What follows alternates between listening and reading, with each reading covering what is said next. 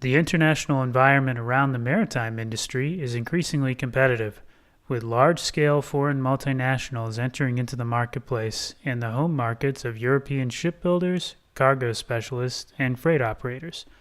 Game of Phones Consulting is proposing a strategy that shifts away from the CapEx-heavy focus of traditional maritime industry strategies to one based on digitalization and environmentalism.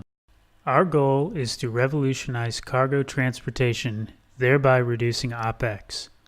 We're going to achieve this by increasing the nominal and effective loads over existing shipping systems. This will be done by expanding the technological integration of the operators, as well as by addressing each step of the supply chain. Using this holistic approach will involve the entire supply chain. That means system suppliers, shipyards, ship operators, and buyers of transportation and cargo will all be involved. The current maritime environment is fragmented and dependent on models that don't easily allow for cooperation across industries, and instead are focused on cost reduction, which we think needs to change for the industry as a whole to be more sustainable. Value co-creation across the supply chain is important.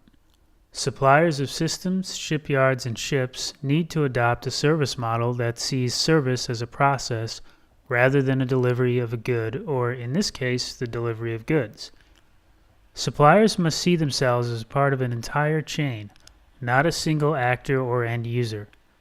Using technology and the cooperation across industries, efficiencies will be created in ways that were never thought of before. This service-dominant logic for value co-creation will be difficult to achieve at first, and may result in only a partial success. This would involve integration of low-hanging fruit, like services marketing, systems integration involving the firm's core competencies and networks, and the beginning of relationship building across industries. Full success, where we want to take the industry, is a place where stakeholders, business ecosystems, and market practices and performances start to synergize with human ecology and business social networks. One idea to help this is to create a consortium lab, both for ideas, networking, and innovations. This will be a new ecosystem for European suppliers who would provide a digital marketplace, or in other words, a platform for services. Owners, operators, and other stakeholders would be invited to use the platform to meet and benefit from resources pooled and put into place specifically to develop the new business environment required for the transformation of the industry. This is important because all members of the supply chain are now putting service first, which is the fundamental basis for their exchange with the other actors. They're adding their knowledge and skills to their products and shifting that knowledge and experience up the supply chain. This leads to the creation of value, but value isn't just created by the service provider, it is also created by the beneficiary of that value.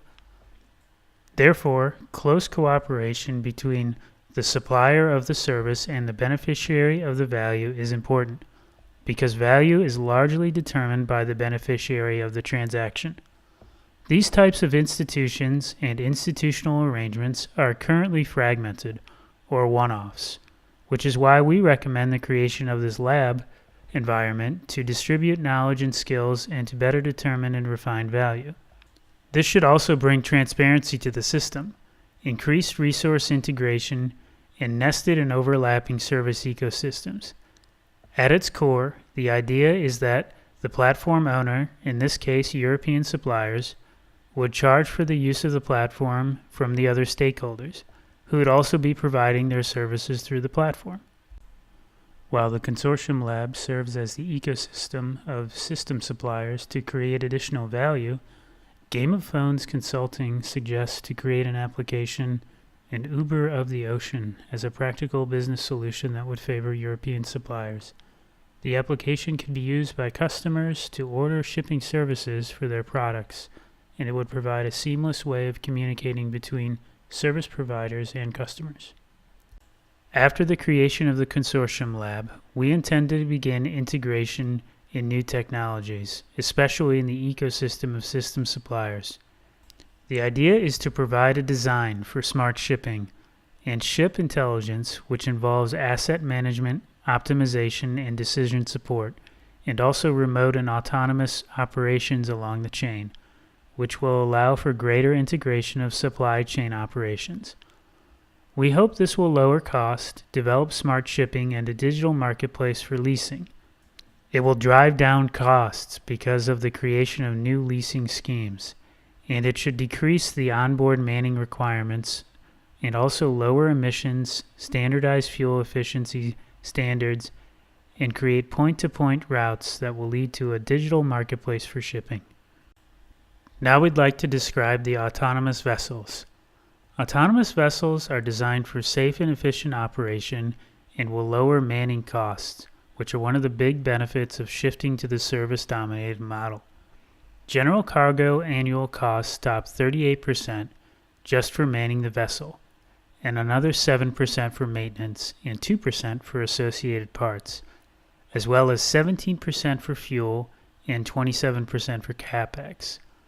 Autonomous vessels will allow for more cargo storage because there would be no need for hotel systems on board the vessel, as it will be unmanned, including the elimination of the deckhouse.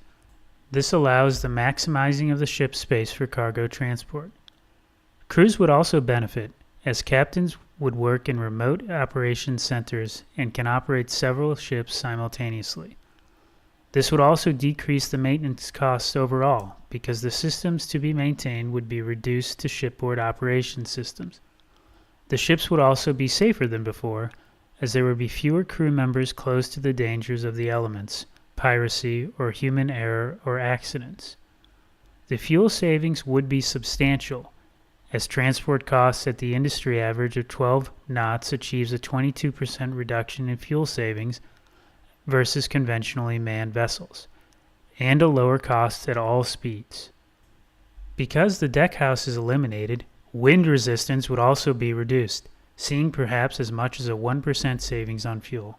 The lower weight would also see perhaps a 10 to 15% savings on fuel. By switching to a service-dominated view of the industry, using advanced techniques to share skills and knowledge, and by bringing together closer integration and cooperation among the various parties and actors, we hope to achieve the goals of increasing industry digitization and environmentalism.